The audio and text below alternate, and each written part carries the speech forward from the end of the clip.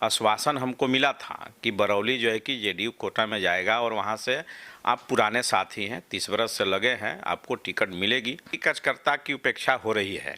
अब देखिए, हमारा तो 30 दशक से हम सेवा में लगे हैं। जिला के कार्यकर्ता के ऊपर अब क्या मजबूरी है, लेकिन जो न्याय होना चाहिए, न्याय तो मेरे साथ नहीं हुआ है। मेरे साथ अन्याय हुआ है, कार्यकर्ता के साथ अन्याय हुआ है। नमस्कार, मैं प्रफुल्ल पांडे आप सभी का स्वागत कर रहा हूं सिटीजन लाइव न्यूज में। अभी हमारे साथ समक्ष जो बैठे हुए हैं ये गोपालगंज के जिला अध्यक्ष प्रमोद पटेल जी हैं। स्वागत है सर आपका हमारे चैनल में। बहुत बहुत धन्यवाद आपके चैनल को और आपको। सर, चुनाव बिल्कुल बच चुका है, चुनाव की तैयारियां काफ़ी जोरों शोर से है, तो गोपालगंज में चुनाव की तैयारियां कैसी चल रही हैं?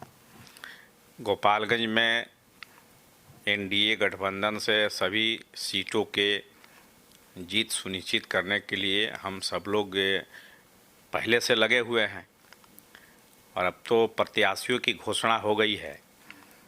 तो अब एनडीए के तहत बैठक करके उसकी समीक्षा करेंगे और फिर तैयारी नॉमिनेशन वगैरह के बारे में विचार विमर्श किस प्रत्याशी का किस दिन किया जाए।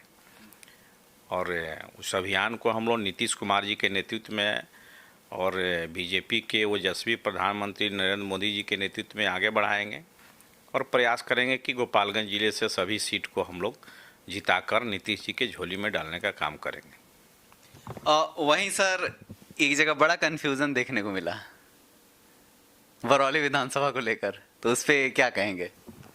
देखिए, बरौली विधानसभा से हमारी तैयारी थी और माननीय मुख्यमंत्री जी, राष्ट्रीय अध्यक्ष आदरणीय नीतीश कुमार जी से और पार्टी के राष्ट्रीय महासचिव संगठन आदरणीय आरसीपी सिंह जी से हम मिले थे।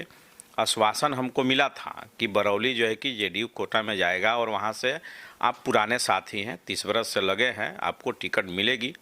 लेकिन अब क्या मजबूरी हुई पार्टी नेतृत्व को कि आज के डेट में वो बरौली में चला गया बीजेपी कोटा में। तो हमको थोड़ा तो ये लगा कि कार्यकर्ता की उपेक्षा हो रही है।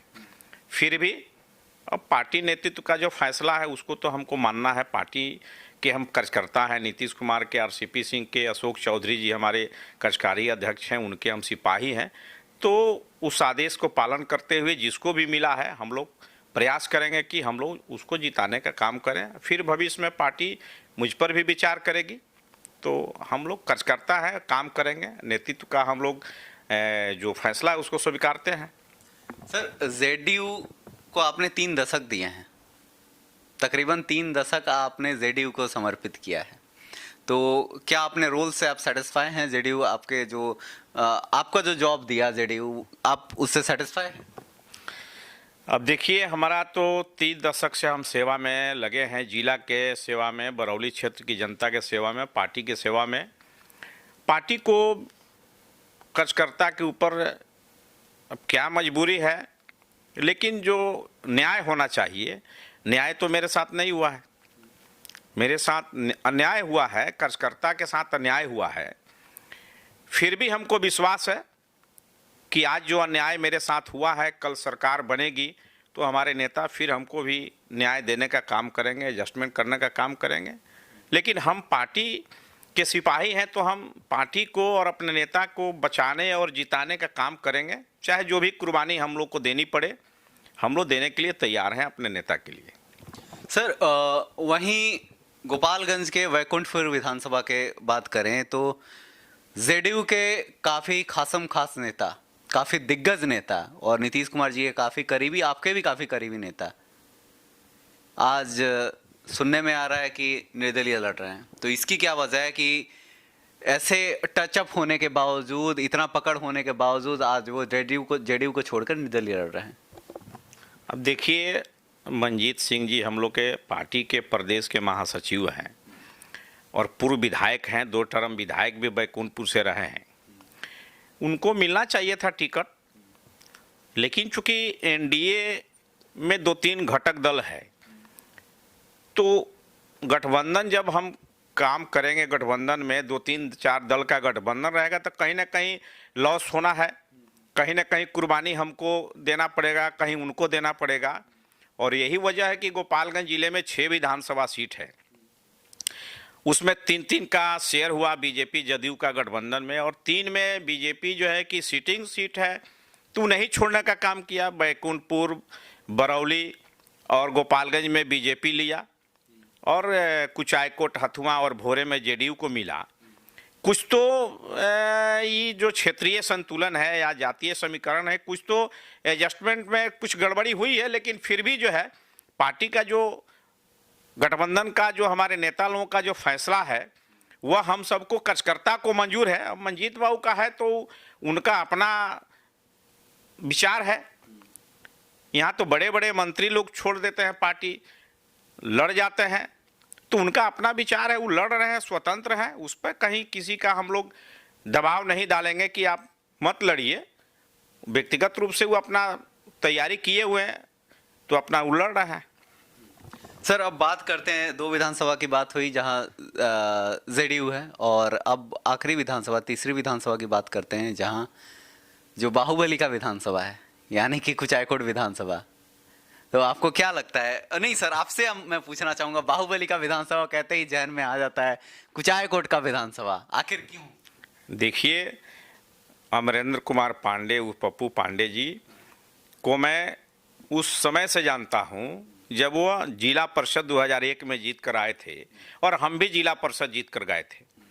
जिस तरह से उनको प्रोजेक्ट किया जाता है बाहुबली के रूप में, ऐसा कहीं उनके साथ इस तरह का बात नहीं है। वो सरल स्वभाव के और अच्छे विचार के आदमी है।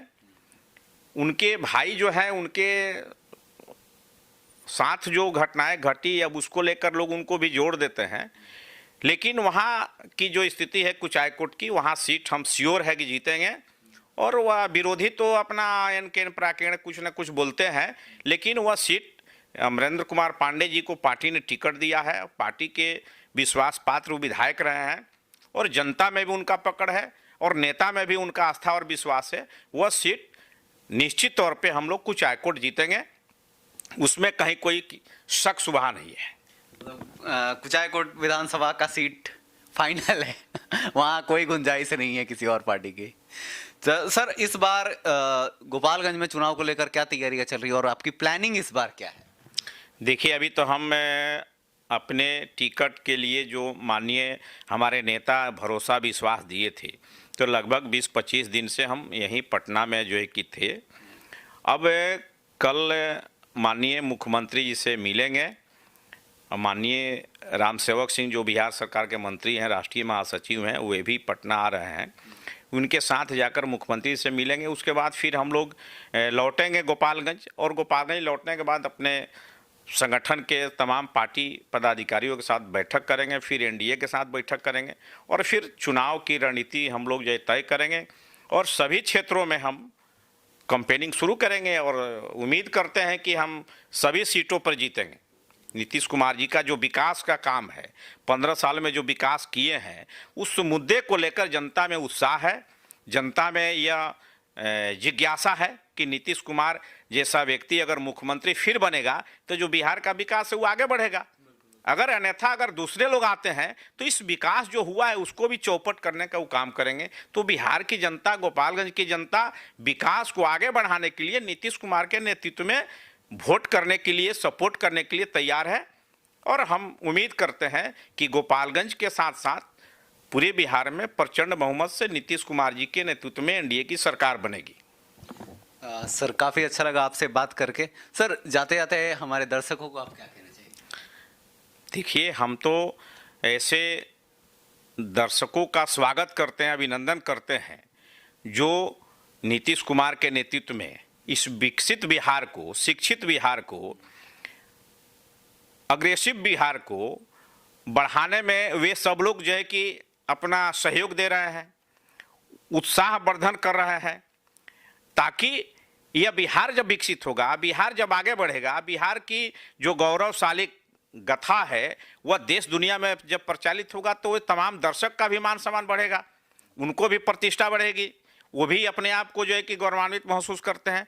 तो मैं दर्शकों को बहुत बहुत बधाई दूंगा, शुभकामना दूंगा कि आने वाला दिन में यह बिहार और बिहार के तमाम लोग खुशहाली से आगे बढ़ेंगे, विकसित बिहार को आगे बढ़ाने में काम करेंगे।